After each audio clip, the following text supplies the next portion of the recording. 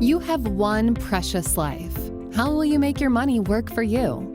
It's time for Sage Money Conversations, where your financial happiness and confidence are always the subject. Here's your host, certified financial planner, Barbara Norman.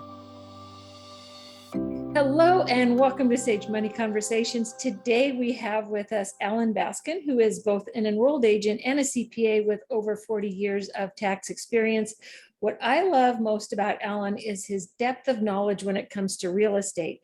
So today we're going to be talking about real estate and taxes. Alan, welcome to the show. Thank you. Good morning. And it's been fun to watch you over the years. I don't know anybody else who eats, breathes, sleeps, and does a lot of real estate and understands tax in this area better than you. So we are blessed to have you on. Thank you. I take all the accolades you're willing to give. Okay, well, hang on, listeners, we're going to do this. So let's start with just real estate.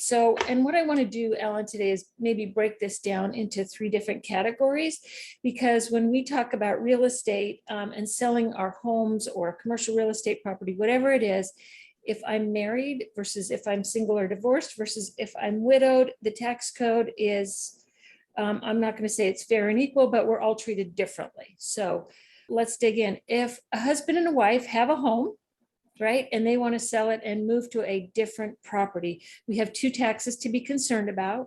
We have capital gains tax, which surprises a lot of people. If I sell my home, do I really have to pay taxes? And then the other one is real estate taxes. So let's start with capital gains on the sale of a home, husband and a wife. How does that work? Basically, the gain is calculated on the basis of the property. Basis of the property is usually the purchase price plus improvements, minus any depreciation if they use it as a home office. And then the selling price minus the closing expenses as a deduction.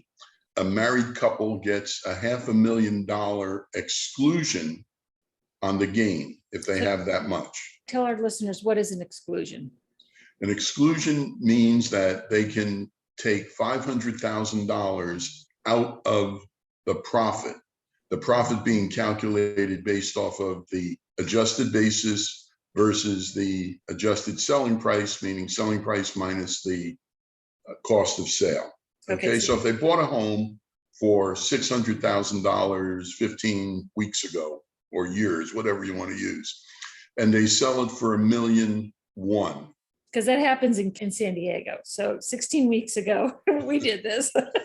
So on that approach, they've made a $500,000 gain, $600,000 purchase price, $1 million net selling price, $500,000 gain.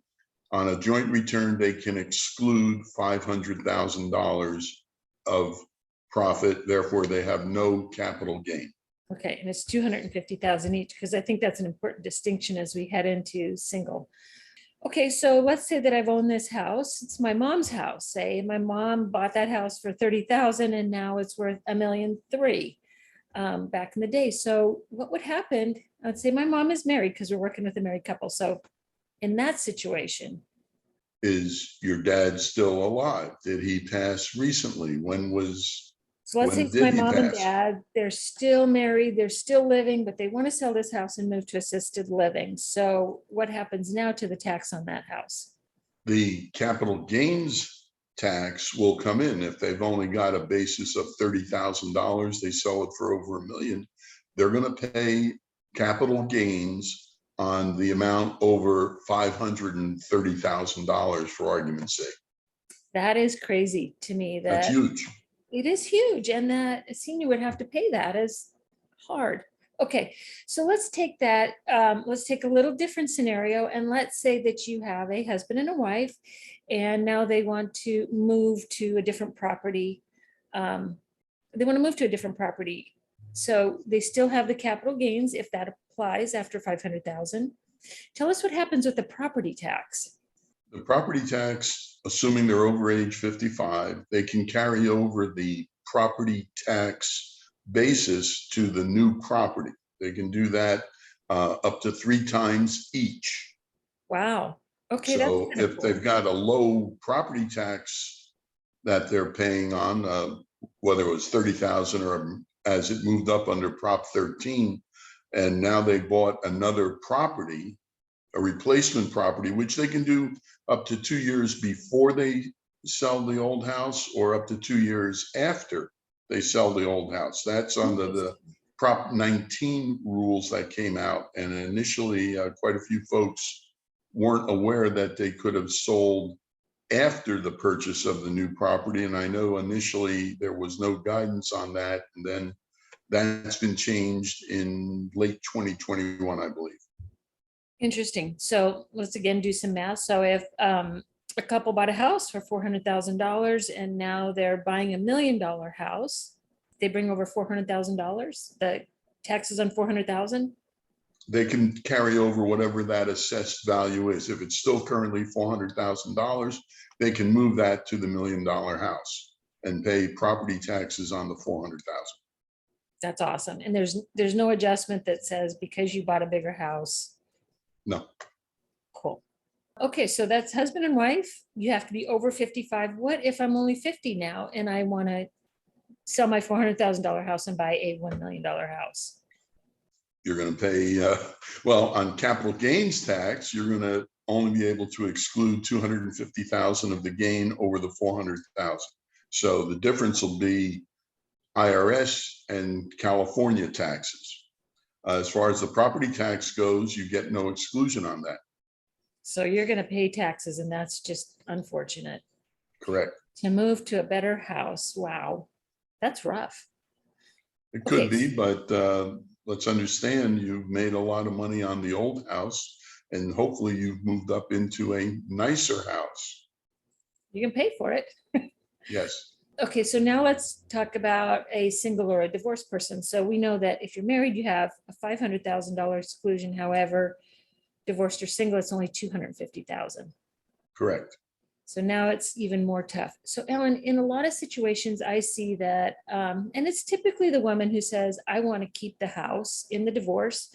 I want my kids to be in their same bedroom with their friends. I want them to graduate from the high school, and then I'll sell the house. My understanding is if they sold it during the divorce, they get the 500,000 exclusion, but if they keep the house, it's only a 250,000 exclusion. Is that correct? Do I have a 2-year wait on that? No. You don't. So once they're done, they're done. So it's kind of the divorce penalty if you want to stay in your house with your kids penalty. Right. And what's happening if they wind up getting a property settlement and they give up X amount of dollars on one item and they keep the house because it equalizes value, the value is not the basis. So let's say the house is worth $1 million, but the individuals bought it for 400,000. That's the tax basis on the property. And when she sells it, she gets the 250,000 exclusion and will pay the capital gains on the difference between the 400 to 250 and the net selling price. So anything between 650 and $1 million. So I think Correct. that's kind of a divorcee beware message, because that can be pretty onerous, keeping the house and paying that tax. If that divorcee is over the age of 60, then property base carries over though, correct? Over age 55, if she buys another property, she can move the property tax Prop 19 value over. Okay, cool. Let's switch over now to someone who's widowed. And this is a situation where someone was recently widowed, said, I don't want to walk through that door one more day. And she's not even 50. So now when this widow goes to sell her house, what happens? She will have received what's called a step up in basis based on the date of her husband's passing. And that then gets rid of, for the most part, any capital gains if she's going to be selling it within the short time period after he's passed. That's And what you're at that saying. point- Yeah, the IRS does have a heart if you're widowed. I don't think it has to do with whether it's widow or widower, but there is what's called that step up in basis to the market value as of the date of death. So, and that's good. But then the widow under the age of 55, does she get to carry that tax base over? No, So she has to pay higher taxes, higher property higher taxes. property taxes. Thank you. So there you have it. If we're married, single, divorcing, or widowed, we all get treated kind of a little bit differently over the age of 55, under the age of 55. Let's switch to rental property real quick, Ellen, because I know that that can get very complex. I think there's that thing called recapture that surprises a lot of people. Meaning, if I bought this property now, commercial property for $500,000, how did my basis get to be $400,000? So explain to us about the sale of commercial property and what recapture is. There is no recapture when it comes to residential and non-residential property that's depreciated under makers. That most people, that used to be a situation, but for the last, since the new system came in, there is no recapture. So what happens is you bought a property, $500,000. You use it as a rental property, single family residence, commercial building, immaterial, other than the process of depreciation. For single family residential, you get 27.5 years. For a commercial building, you get 39 years. So for single family residential, you're looking at about a 3.3% depreciation deduction every year, which reduces the basis in the property. Right. And I think So that's what I was referring to as recapture. They're calling it something different now, is what I'm hearing you say. There is no recapture. So when you sell it, you don't have to pay back the depreciation that you've claimed on residential or commercial property. Okay, but it reduced the basis. So again, if I bought this property for 500, I've depreciated it. Now my basis is 400. My gain is between 400 and, let's use our example, $1 million, correct? Correct. So that does increase, well, it It increases the profit. profit. Yeah, what I'm hearing is they took back all the tax benefits I got for having held that property. Is that correct? Not really. You got the benefit of it. It's a non-cash deduction, and you saved it at ordinary income rates because whatever revenue you received, you took the depreciation deduction as an ordinary deduction against the rental income. You're now paying it back as a capital gain, which is a much better situation for you. That is huge. So yeah, thank you for that distinction. Can I carry over, if I'm buying a new property, can I carry over that tax basis? And what about the property taxes now if it's a rental property? No. Simple answer, no. Pay the tax. The carryover relates to principal residence. Only. And there is a thing called a 1031. So say that I'm just tired of this one property. It's burdensome. I want to get rid of it. I want to be in this area now. Talk about how we can now kind of get out of that tax by doing that exchange. A 1031 represents a sale with code section 1031. You're doing a tax deferred exchange of a rental property, not of a principal residence. It does not apply to a principal residence or personal use property. So it's strictly real estate. You have a commercial building or residential rental that you've owned, you've depreciated it. You don't want to deal with it, just as you pointed out.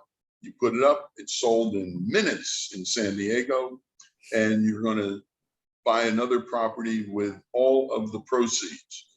And that's fine. The exchange will occur. You'll identify, you have 45 days from the date of sale to identify another property.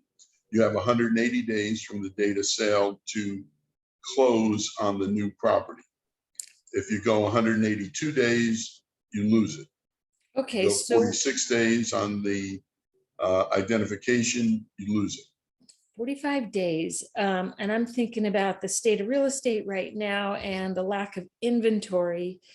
45 days. A, how do you pull that off? And B, what happens if you can't pull that off? You should be researching it before you close escrow on the sale of the old property. Speaking from experience, you should have been researching it before you sold the old property. for exactly the reasons you mentioned. There's what inventory is there appears to be significantly overpriced. You have to do your investigations. And if you identify before you really have done your investigations, you've lost the opportunity you're limited in the number of properties that you can identify and then have to close on. So as soon as you decide you're going to be selling property A, I would be looking for property B and have that pretty much locked up ahead of time. That is sound advice, especially in today's market. Let's talk a little bit more about basis, because you talked about improvements and then there's also maintenance. So in order for me to increase my cost basis, obviously if I add square footage or put in a pool or a block wall, that increases my tax basis. That's an improvement. What's the difference between an improvement and what's the difference between maintenance? Normally your maintenance is going to be the individual out there doing the lawn work and the gardening. If you put in a whole new yard, if you put in a fence, that's going to be an improvement. Put in a new concrete, that becomes a permanent part of the property, that's going to be an improvement. But your day-to-day maintenance, something that doesn't extend the life of the property, is going to be able to be deducted as repairs, maintenance, upkeep, whatever term you want to use. Okay. So that's kind of a cool distinction to know, because one goes in the file for maintenance that I can get my deductions on, assuming it's a rental. I can get my deductions on this year, but improvements are going to increase the basis and lower my capital gains hopefully later. That's correct. It has a more than a year life. You're going to most likely be depreciating it under whatever rules are in place for that year, and they change regularly these days, it seems like. So keeping receipts, Alan, how much does the IRS look at our receipts to say, yes, you did or you did not? Do we have to keep those receipts? How long do we keep those receipts for? How does that typically get played out with the IRS? I tell folks usually to make sure that for their annual tax return, they should keep their records for at least 4 years. Okay. To support any of the deductions that they're taking, whether it's related to real estate, itemized deductions, anything that's there. The 4 years is 3 years federal, 4 years state. For principal residents, I pretty much ask them to keep a list of what they're doing as far as improvements, when they did the landscaping, when they put in the fence, when they put in a new wall, when they added on a bathroom or a bedroom or something like that. And if they have the receipts, that's great. The IRS does not expect you to keep it for 20 or 30 years, but for 3 or 4 years, if you get audited. And let's remember, there's minimal amounts of face-to-face audits. It's almost doesn't exist anymore, but they do ask for audits and ask you to submit documentation to support the amounts that you may have claimed. Got it. That's good information to have. I thought we had to keep these receipts for 20, 30 years and into perpetuity until we sold it. So that's good. I say keep a great list, approximate amounts, the dates, maybe a couple receipts, but you'd have a lot of receipts in some cases stacking up in file drawers and everything else. Right. And who loves to keep receipts? So this is really, really informative. Do you have any other pearls of wisdom that we need to know about real estate and taxes? Buy low, sell high. Buy low, Same as anything else. For today, that's all I can come up with, but thank you. You have been a wealth of information. Thank you, Alan. If our listeners want to find you, what's a good way to find Alan? I almost don't want them to find me, almost. You're headed into Baskin and retirement. Associates in Poway, A Baskin, or Tax Guy 147 at Gmail. Tax That's Guy the simplest 147 way. at Gmail. I know you're headed into retirement, but you're such a wealth of information. It's nice to have you as a resource, and I know you can refer us to good people when we need it. Thank you. Thank you, Alan. Advisory services are offered through Barbara J. Norman LLC, an investment advisor in the states of California and Texas. The information contained herein should in no way be construed or interpreted as a solicitation to sell nor an offer to sell advisory services to any residents of any state other than the state of California or where otherwise legally permitted. All content is for information purposes only. It is not intended to provide any tax or legal advice or provide the basis for any financial decisions. The information contained in this material has been derived from sources believed to be reliable, but is not guaranteed as to accuracy and completeness and does not purport to be complete analysis of the materials discussed. The opinions expressed do not necessarily reflect those of SagePath Solutions and are subject to change without notice.